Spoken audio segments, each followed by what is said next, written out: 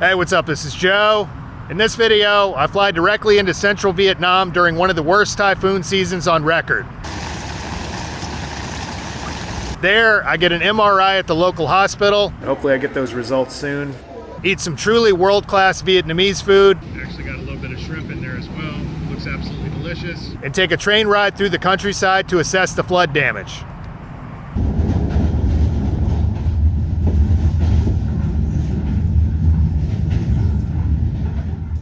In preparing for my trip to Vietnam, I'd made my travel plans well in advance so as to get the cheapest possible flight. It was only about a week before my trip that I heard about the floods. Typhoon Kalmaegi had just wreaked havoc on the precise area I was flying into, causing widespread flooding across central Vietnam. There had been dozens of casualties, and according to the news, the scene on the ground was one of total chaos, with hordes of well-to-do tourists being evacuated on boats. As fate would have it, there was another powerful typhoon on the way, scheduled to make landfall shortly after my arrival. As I saw it, I had a couple of options. One, I could just go somewhere else and wait for better weather in Da Nang. Doing so would mean a total loss of the non-refundable plane ticket I'd carefully sought out earlier, but would at least save me from flying head-on into a natural disaster. The second option was to just show up and hope for the best. Reportedly, the airport in Da Nang was still operating, at least for the moment, and what's more, I had an MRI scheduled at the hospital the day after I arrived and didn't want to miss the appointment.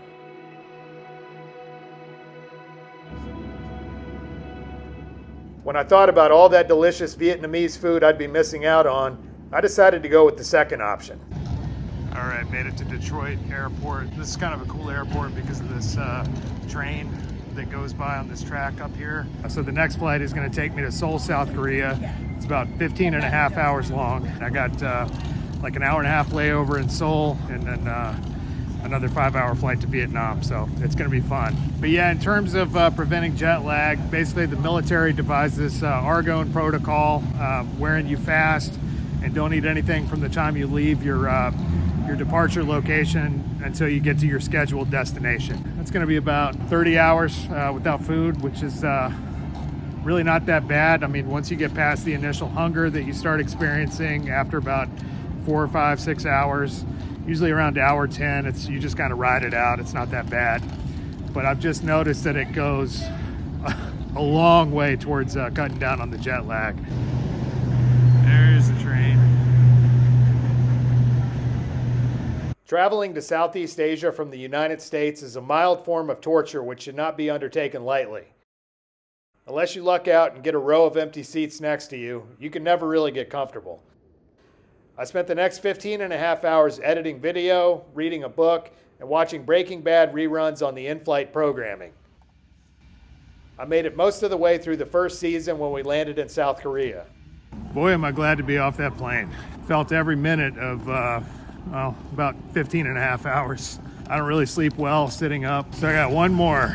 The final leg of this journey takes me from here to Da Nang, Vietnam. We'll see what the situation is on the ground, man. Apparently they're expecting another big storm, I think this Friday. Hopefully I can pick a relatively secure area that's on some high ground. Hopefully not get flooded. Not really that hungry, even though I'm going on like 20 hours since the last time I ate something. It hadn't really bothered me that much, and the benefits far outweigh the pain in the ass of essentially starving yourself. From Seoul, it was another 5 hours to Da Nang. There, I waited in a sea of people to get my passport stamp, then stepped out into Vietnam. Now's when the fun begins, literally. First of all, I gotta figure out where the hell my hotel is and how I'm going to get there on foot.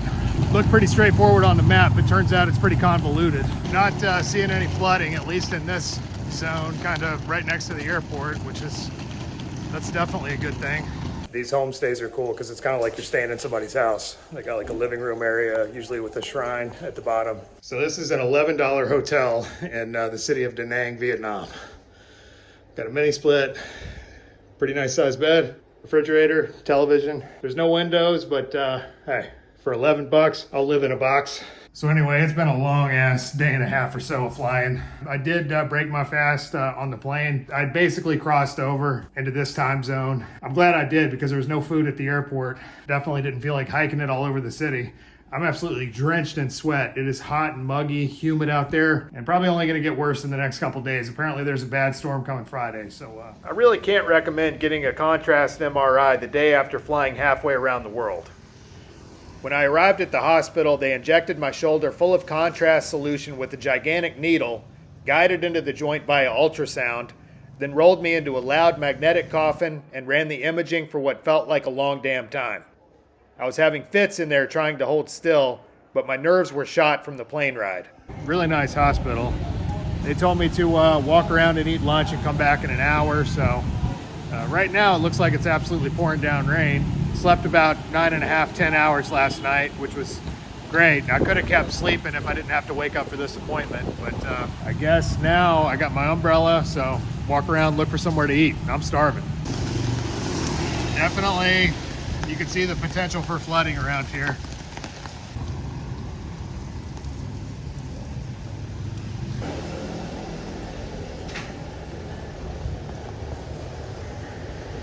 All right, first meal in Vietnam. This is something called bún riêu, which is like these fish cakes, fish cake noodle soup, basically. Lots of condiments on the side, mom tom, chilies, limes. Nuoc mam, that's my favorite fish sauce. I'll add a little bit of this chili. A little bit of straight nuoc mam. Not for the faint of heart. Mix that in there. First food in Vietnam. Cheers.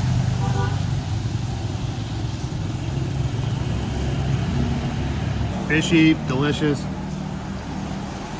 So bún riêu cua is actually crab cake. So this has been a crab cake. And this is gonna end up being like $1. Because I'm adventurous, I'm gonna get a little bit of this mom tom, which is a fermented shrimp paste. Extremely strong flavor and a strong smell. Most Westerners are absolutely horrified by this stuff. I actually really like it. It's definitely an acquired taste. I hated it the first time I tried it. Oh yeah. Rotten shrimp deliciousness. That's great.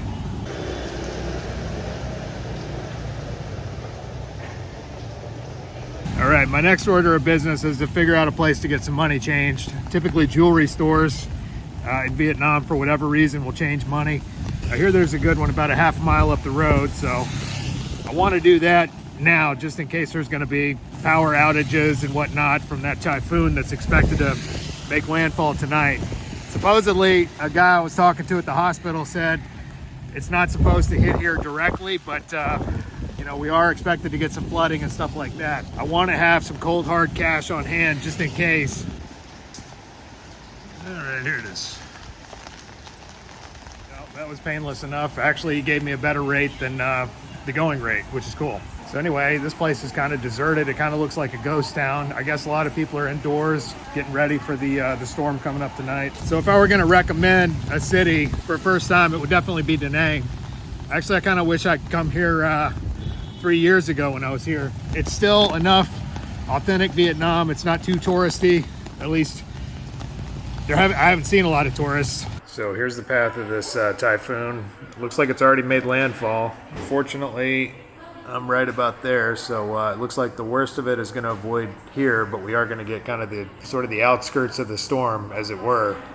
There have already been like 114 people made not alive by the storm already. That was in Cebu, the Philippines, another place that I've spent quite a bit of time in. We'll see how it plays out. Hopefully I get those results soon and can make it to some kind of a grocery store and kind of get stocked up on food and water. The results of my MRI weren't exactly the news I was hoping for.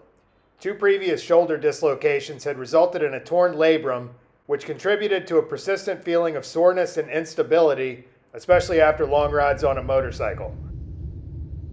The doctor said at this point surgery was the only real option and suggested I take it easy for a while to reduce the inflammation. I'd long been considering starting up another channel for the international stuff I do during the winter, and since I knew I wasn't going to be doing any long rides anytime soon, this seemed like a pretty nifty time to do it. My Live fish at the grocery store. Pick out the fish you like. And there's dinner. All right, I think everybody else in the city of Da Nang is out here stocking up on groceries. I got some basic stuff that doesn't require refrigeration. Don't really see these in the US, but they're kind of cool when you get a big supermarket on more than one level. Magnetic, I guess. The wheels just kind of stay in the grooves. All right, man, I am starving. Been dealing with that MRI pretty much all day. Anyway, this is kind of the deli section of this grocery store. They've got a bunch of prepared foods and stuff out there. I got just some chicken with some different herbs and some kind of sauce. I'm so hungry.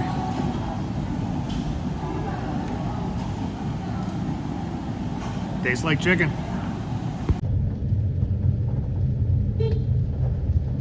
For the next several hours, it poured buckets. Although we were spared the worst of it, at times, the sound of the wind and rain from inside my hotel room was deafening. All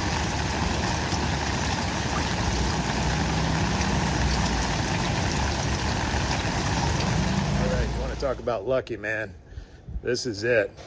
Boy, that storm hit just south of us. We just got the tail end of it. Now the weather's beautiful. There's actually some blue sky up there. Apparently it's been pretty much raining here for weeks. And the next week is supposed to be pretty nice. A lot of people in the city of Cebu in the Philippines, which is a place I've been going the last couple of years, just got absolutely devastated. A lot of that city is comprised of really poor neighborhoods built out of like tin and plywood kind of construction. A lot of them just got wiped out. A couple of friends of mine are missing their cars, you know, really got lucky, but can only hope that the people there are making it out all right.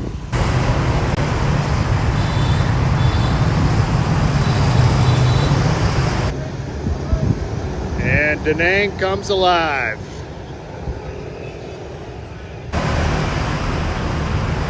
Xin chào. Cho tôi một bát mì Hoàng. Okay. Come on.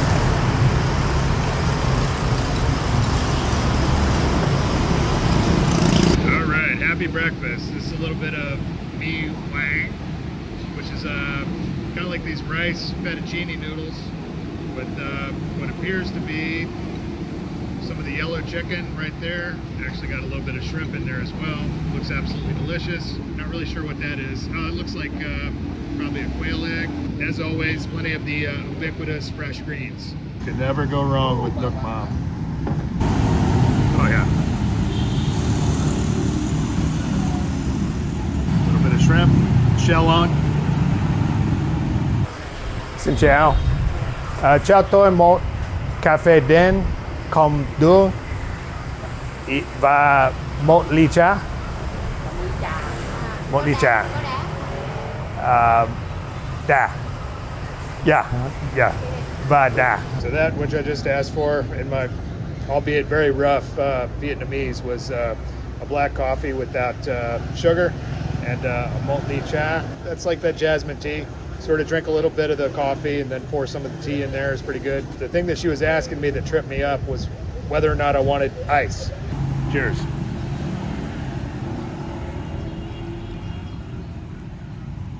Oh yeah, baby. That is like dark, bitter chocolate. Delicious. Vietnamese like a really dark roast. The caffeine content isn't super high, so you can sit here drinking this stuff all day. Very tasty. Hi, xin chào. Come on. After resting up for a couple of days, I took a 2-hour train ride up to the city of Plight to survey the typhoon damage, as well as to eat at one of my all-time favorite Vietnamese food stalls. All right, so here we are at the train station. I'm kind of taking an impromptu trip up to the imperial city of Plight. Riding in budget class, the ticket up there cost about $4. It wasn't long before signs of the disaster became shockingly evident.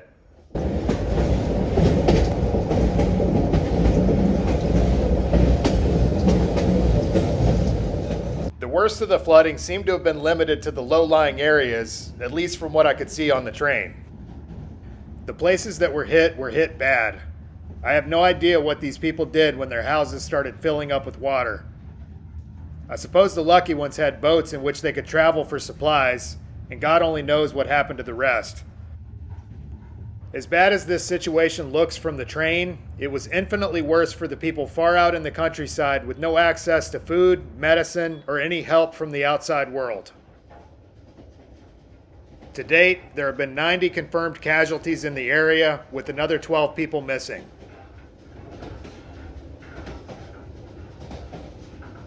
Right before I came to Vietnam, they had gotten flooded really bad. As you can see, a lot of the water still haven't receded yet, so pretty bad.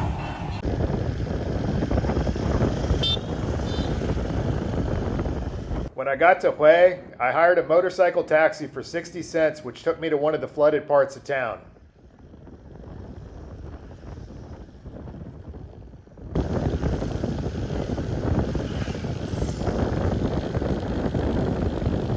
So one of the things that I was curious about is after a flood, just how long it takes for the floodwaters to recede. So this entire section of street is closed. I think this is actually a bridge that spans this river, but as you can see, it's not really bridging very well. So all these restaurants cater towards the tourist. Stuff is written in English, unlike in a lot of other places, and you're going to be paying 30 to 50% more than you would pay, like in Da Nang, for instance, the district where I'm staying. So I'm not crazy about it. If you want to see more of the city of Hue, I did a pretty long video on it a couple years ago when I was here. Hey! To be completely honest, this is not my favorite city in Vietnam. Just tourist hell. Everybody's on the hustle. You know, you name it. I mean, I've been offered it. This kind of always leaves a bad taste in my mouth. It's got a lot of interesting stuff to explore. It's just super touristy. There is one of my all-time favorite places to get the classic Vietnamese dish, bún bò Hue, up here. This is the best version of this dish I've ever had. All right, that's it. Still in business. This is Toi bún bò Hue.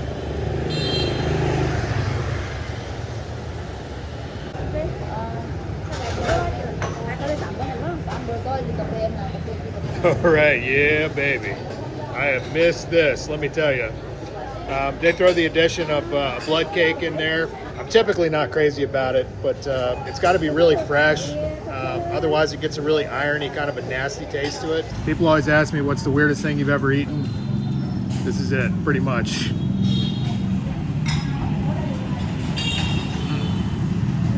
Clean, not gamey, not irony at all. Kind of got a firm texture, sort of like tofu.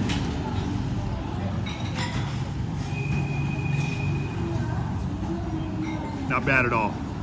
Bit of my bò and my noodles.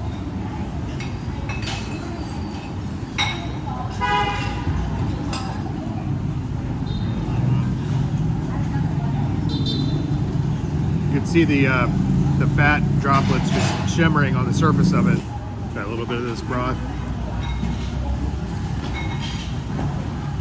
Oh yeah.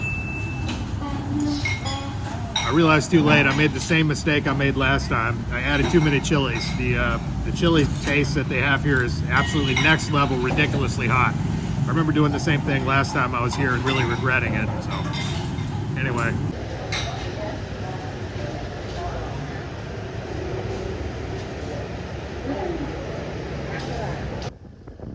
Later on in the trip, I met a Vietnamese girl who does volunteer work full-time. As it turns out, she's a total badass who takes her life into her own hands delivering food and supplies to hard-hit areas where the roads have been wiped out. She has graciously allowed me to post some of her photos in the hopes of showing what happened here. Additionally, I've included a link to her PayPal charity in the drop box below for anyone interested in helping the people of Central Vietnam.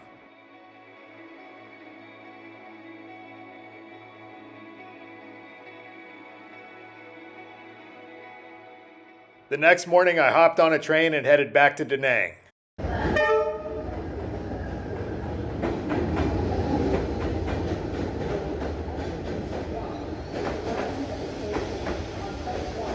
So I hope you got something out of that video. Just a quick reminder to please consider checking out that girl's charity that I mentioned. You know, even the smallest amount really goes a long way for these people. So anyway, appreciate you watching, and we'll see you in the next video.